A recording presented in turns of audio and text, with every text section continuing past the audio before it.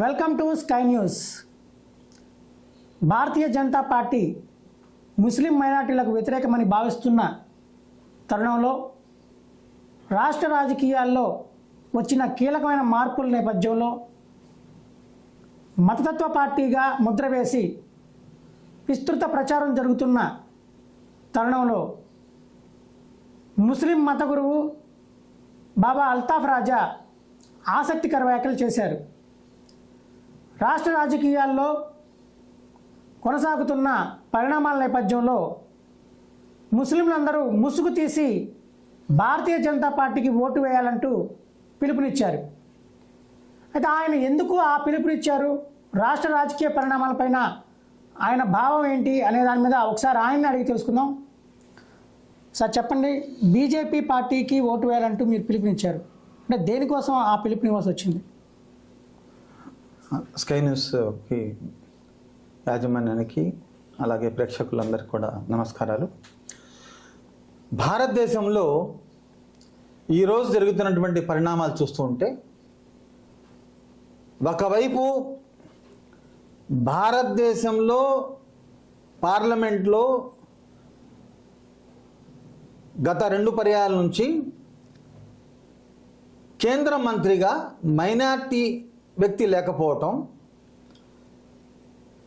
అదేవిధంగా మైనార్టీలకు సంబంధించినటువంటి కొన్ని కీలక వ్యవహారాల్లో చట్టాలు తీసుకురావటం, అవన్నిటికి కూడా మద్దతు తెలిపినటువంటి ఆంధ్రప్రదేశ్ రాజకీయాలు సంపూర్ణ భారతీయ జనతా పార్టీగా గుజరాత్ లాంటి రాష్ట్రంలో కూడా రాష్ట్రపతి ఎన్నిక జరిగితే అనుకూలంగా 80% మాత్రమే బీజేపీకి అనుకూలంగా ఓట్లేస్తే ఆంధ్రప్రదేశ్ రాష్ట్రంలో మాత్రం 100% అందరూ అన్ని పార్టీలు కలిసి కేంద్రంలో రాష్ట్రపతి ఎన్నిక జరిగితే బీజేపీకి అనుకూలంగా 100% వేసినటువంటి పార్టీలు ఇవాళ ముస్లింల పక్షపాతి మేమే అంటే మేము అని ఒకరికొకరు చెప్పుకుంటున్నారు. మేము ముస్లింలకు రక్షిస్తాం, ముస్లింల నుండి నల్ల చట్టాల నుంచి ముస్లింలకు మసీదులకు దర్గాలకు మదర్సాలకు మసీదులకు మేము రక్షిస్తామంటున్నారు. అసలు విషయం ఏమిటంటే ఇవాళ రాష్ట్రంలో ఉన్నటువంటి పార్టీలు, ప్రాంతీయ పార్టీలు ఏదైతే ఉన్నాయో వాళ్ళు రక్షించుకోవడం కోసం వీళ్ళు మైనార్టీలు మేము రక్షిస్తాం అని మైనార్టీ రిజర్వేషన్లు ఏమో ఒక పార్టీ, కేంద్రంలో ఉన్నటువంటి పార్టీ ఏమో బీజేపీకు ఏదైతే భారతీయ జనతా పార్టీ ఉందో వాళ్ళు నాయకులు చెప్తున్నారు మేము ఇదేమో బీసీలకు ఎస్టీలకు ఇస్తాం, ఇవన్నీ రిజర్వేషన్ వాళ్ళకి ఇస్తామని చెప్తున్నారు. ఇక్కడ పూర్తిగా మేము అంటే ఎలా ఉందంటే అగ్రవర్ణాలు పరిపాలించడం కోసం ఎస్సీ ఎస్టీ బీసీ మైనార్టీల మధ్యన చిచ్చు పెట్టి రాజకీయాలు చేయాలనుకునే తత్వం ఒకరిదైతే, ఇక్కడ మేము రక్షిస్తామని మీకు రక్షిస్తామని చెప్పి ప్రాంతీయ పార్టీలు పోటీ పడి మరి చెప్పడం అనేది ఒక హాస్యాస్పదంగా ఉంది. అలా వీళ్ళని మేము రక్షిస్తున్నామా లేదా వాళ్ళు మమ్మల్ని రక్షిస్తున్నారో అర్థం కావట్లేదు. వాళ్ళు రక్షించుకోవడం కోసం, వాళ్ళ పార్టీలు రక్షించుకోవడం కోసం, వాళ్ళ పార్టీ ఉనికిని కాపాడుకోవడం కోసం, వాళ్ళ ఆస్తులు కాపాడుకోవడం కోసం, వాళ్ళ మీద ప్రతిపక్షాలు ప్రత్యర్థులు ప్రతిదాడుల నుంచి కాపాడుకోవడం కోసం, వాళ్ళు కాపాడుకోవడం కోసం మా ఓట్లేసి మేము ఎస్సీ ఎస్టీ బీసీ మైనార్టీలమైనటువంటి మేము ఓట్లేసి గెలిపిస్తే వాళ్ళు అధికారంలో వచ్చి వాళ్ళు సీట్లు కాపాడుకొని వాళ్ళు మమ్మల్ని ఏం కాపాడతారు, వాళ్ళు కేసుల నుంచి తప్పించుకోవడం కోసం, వాళ్ళు కాపాడుకోవడం కోసం మమ్మల్ని కాపాడుతున్నటువంటి డ్రామా ఆడుతున్నారు. దీన్ని మేము తీవ్రంగా ఖండిస్తున్నాం. ఎందుకంటే మైనార్టీలకు వ్యతిరేకంగా మీరు 4% రిజర్వేషన్ అంటున్నారు కదా, మేము అమలు చేశామని అంటున్నారు. ఈ అమలు చేసే విధానంలో మీరు పార్లమెంట్లో కానీ రాజ్యసభకు కానీ మీరు మైనార్టీలు ఎందుకు పంపించలేదు?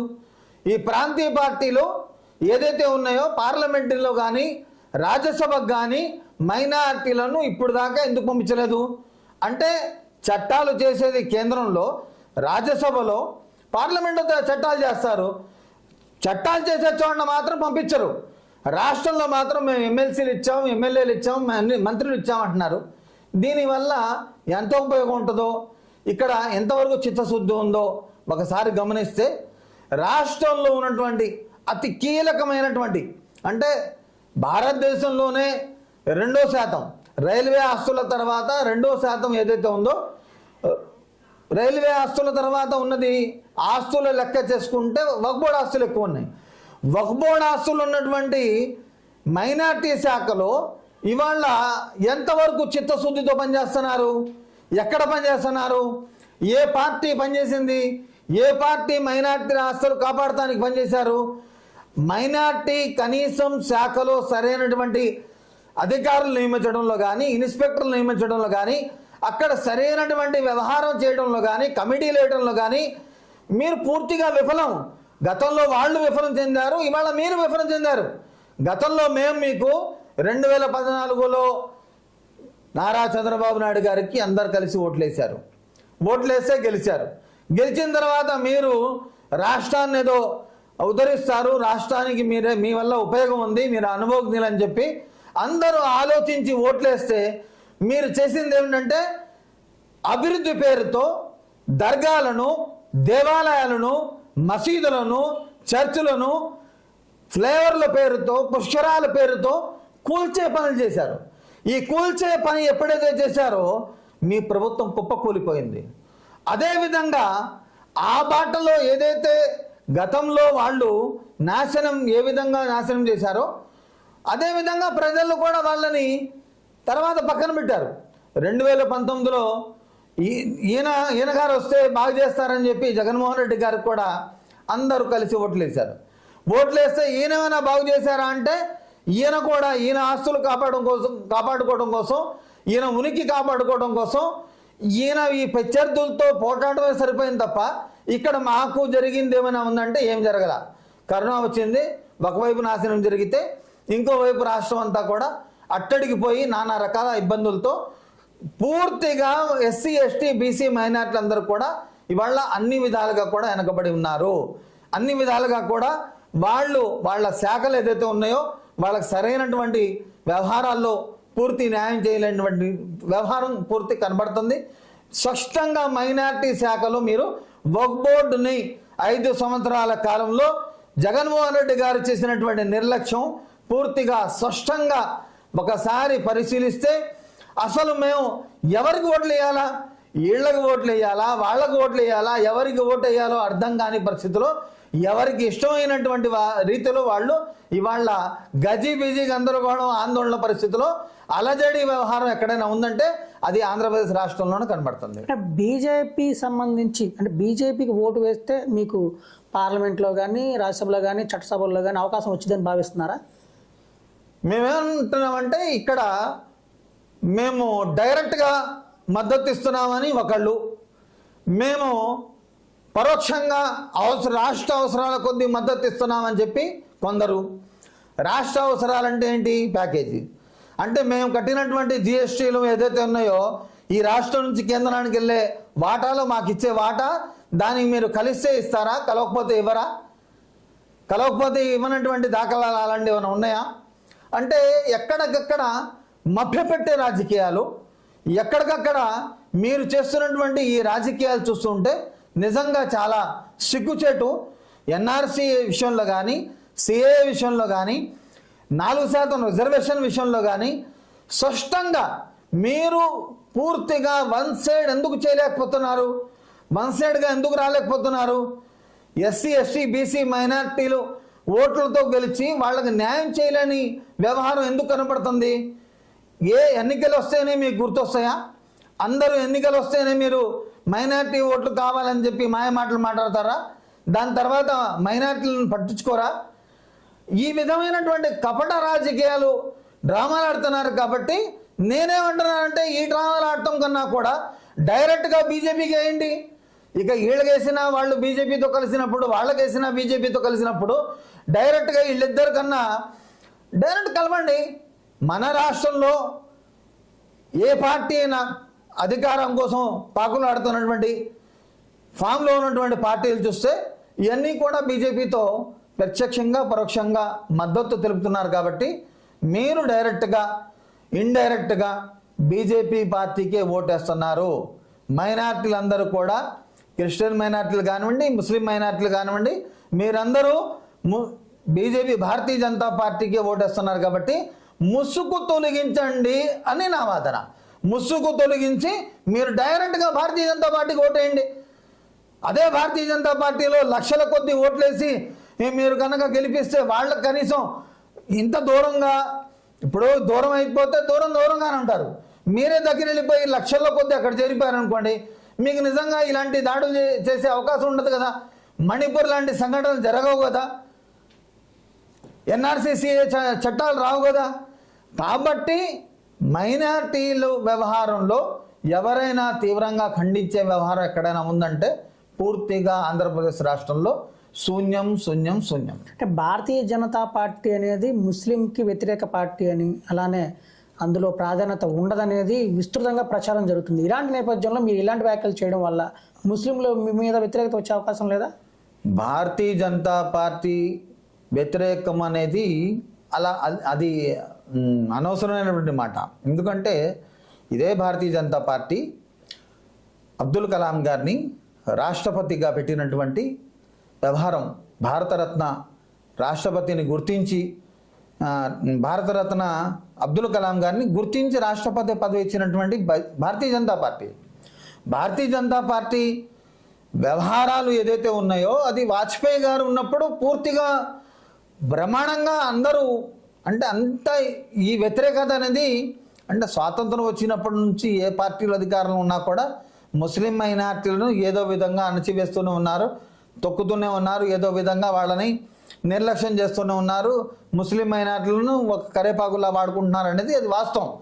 కానీ భారతీయ జనతా పార్టీ ఏదైతే ఉందో, ఏ శ్లోకంతో రామతత్వంతో మీరు ముందుకెళ్తున్నారో, మీరు 100% అదే రామతత్వంతో కనుక వెళ్ళినట్లయితే ఆంధ్రప్రదేశ్లో కాదు భారతదేశంలో ఏ ముస్లింలు కూడా మిమ్మల్ని వ్యతిరేకించే పరిస్థితి రాదు. ఈ భారతదేశంలో ముస్లింలందరూ కూడా రామతత్వానికి లేదా యేసుతత్వానికో వ్యతిరేకం కాదు. మేము రాక్షసత్వం ఏదైతే సృష్టిస్తున్నారో దానికి వ్యతిరేకం, అరాచకానికి వ్యతిరేకం. రామతత్వానికి మేము కూడా జిందాబాదులు కొట్టేవాళ్ళమే. ముస్లింలు కూడా రామతత్వంగా పరిపాలించండి, శాంతి, భారతదేశం అంతా కూడా శాంతి సౌభాగ్యాలతో వర్ధిల్లాలని కోరుకుంటాం, అందరూ కోరుకుంటున్నారు. ఈ భారతదేశం కోసం ప్రాణాలు అర్పించినటువంటి ముస్లిం మైనార్టీలు, ఎక్కువ శాతం ముస్లింలే ఆనాడు ప్రాణాలు అర్పించారు. ఇవాళ కూడా ఈ భారతదేశం కోసం మేము ప్రాణాలు అర్పించడానికి సిద్ధంగా ఉన్నాం. కానీ భారతీయ జనతా పార్టీ వ్యతిరేకి అనేది, అంటే వాళ్ళ అవసరాల కొద్దీ అక్కడ మీకు స్పష్టంగా వాడు ఒక మాట చెప్పాలంటే, గుజరాత్ లాంటి రాష్ట్రంలో అలజడి సృష్టించినటువంటి మన ప్రధాని గారు అక్కడి నుంచి ఒక ముద్ర వేసుకున్నారు. ఆ ముద్ర వేసుకున్న తర్వాత ఆ ముద్ర అది స్పష్టంగా వారికి ఏదైతే భారతదేశంలో ప్రాంతీయ పార్టీలు ఉన్నాయో ఎక్కువ శాతం పార్టీలు కూడా భారతీయ జనతా పార్టీకే అనుకూలంగా ప్రత్యక్షంగాని పరోక్షంగాని మద్దతు ఇస్తున్నారు. ఇవాళ భారతీయ జనతా పార్టీ అధికారం వస్తుందనేది అందరూ పరోక్షంగా స్లోగన్స్ ఇస్తున్నారు. అది దేవుడి దయ. ఏ పార్టీ రావాలా, ఏ పార్టీ రాకూడదా అనేది, చట్టాలు చేయాలా చేయకూడదా అనేది పార్లమెంట్లో కూర్చున్నప్పుడు అందరూ కలిసి సమిష్టిగా నిర్ణయించుకునే వ్యవహారం ఉంటే, ఆ అందరూ కలిసేటప్పుడు అన్ని కులాలకు కూడా ప్రాధాన్యత ఉండాలి. అందరూ అన్ని కులాలకు సంబంధించినటువంటి అక్కడ మనుషులు కూర్చొని ఉంటే ఆ చట్టాలు చేసే వ్యవహారంలో సరైనటువంటి స్పష్టమైనటువంటి వ్యవహారం బయటకు వచ్చింది. మీరు భారతీయ జనతా పార్టీకి ఓటేయమని చెప్పి పిలుపునిస్తున్నారు. విజయవాడ పశ్చిమ నియోజకవర్గం సంబంధించి బీజేపీ అభ్యర్థి బరిలో ఉన్నారు. అయితే ఆ పార్టీకి సంబంధించిన ముస్లిం మైనార్టీ నేతలు కొందరు బయటకు వచ్చి మీడియా ముందుకు వచ్చి అణచివేతకు గురవుతున్నాము, మేమందరం మా మీద వ్యతిరేకత వివక్ష చూపిస్తున్నారంటూ వారందరూ కూడా మీడియా ముందుకు వచ్చి ఆందోళన వ్యక్తం చేసిన పరిస్థితి ఉంది. ఇప్పుడు మీరు ఇలాంటి వ్యాఖ్యలు చేయడం వల్ల ఎలాంటి సంకేతాలు ఇస్తారు? విజయవాడ నగరంలో అయితే పూర్తిగా ఒక భిన్నమైనటువంటి వ్యవహారం కనబడుతుంది. ఏ విజయవాడ పశ్చిమ నియోజకవర్గంలో మందిరాలు కూల్చారని చెప్పి ఆ రోజు సంఘ్ పరివార్ కానివ్వండి, ఆర్ఎస్ఎస్ కానివ్వండి, విశ్వ హిందూ పరిషత్ వాళ్ళు కానివ్వండి, ఎంతోమంది పీఠాధిపతులు ర్యాలీలు ధర్నాలు చేసి నిరసన దీక్షలు చేయడం జరిగింది. అప్పుడు నేను కూడా వాళ్ళకి సంఘీభావంగా ఆనాడు గాంధీ నగర్లో చేసినప్పుడు నేను కూడా వెళ్ళాను. ఏ పశ్చిమ నియోజకవర్గంలో దేవాలయాలు కూల్చారో ఆ దేవాలయాలు కూల్చినటువంటి పార్టీలో ఉన్న వ్యక్తి ఇవాళ భారతీయ జనతా పార్టీలో వచ్చి ఆ భారతీయ జనతా పార్టీ టికెట్ అదే పశ్చిమ నియోజకవర్గంలో తీసుకోవడం అనేది, ఇక అలాంటి దేవాలయాలు కూల్చినటువంటి, మసీదులు కూల్చినటువంటి, దర్గాలు కూల్చినటువంటి ఆ పార్టీలకు, ఆ పార్టీకి అనుసంధానంగా ఉన్న అసలు భారతీయ జనతా పార్టీ ఆ పార్టీతో ఎలా కలిసిందో అదే ఒక ఆశ్చర్యమైనటువంటి వ్యవహారం, హాస్యాస్పదం.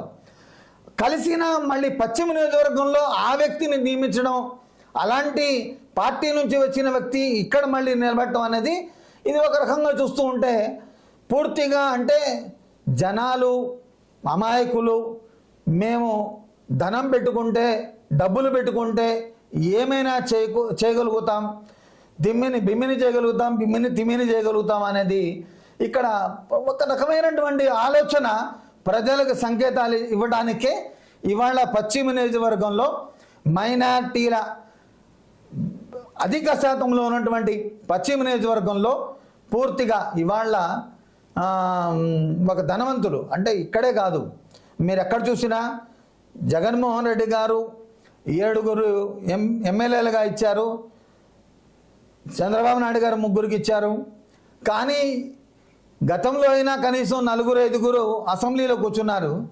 ఇవాళ చూస్తూ ఉంటే వీళ్ళ మీద ధనబలం కలిగినటువంటి వ్యక్తుల్ని నియమించడం ద్వారా అసెంబ్లీకి రేపు ఏ పార్టీ నుంచి వెళ్ళినా కూడా 2 లేక 3 ఇద్దరు వ్యక్తులు వెళ్తే చాలా గొప్ప. ఎందుకంటే వీళ్ళ మీద ధనవంతులు, కుబేరులు, పెద్ద పెద్ద సామ్రాజ్యం నడిపే వాళ్ళని తీసుకొచ్చి అక్కడ పెట్టి రాజకీయాలు చేయాలనుకుంటున్నారు.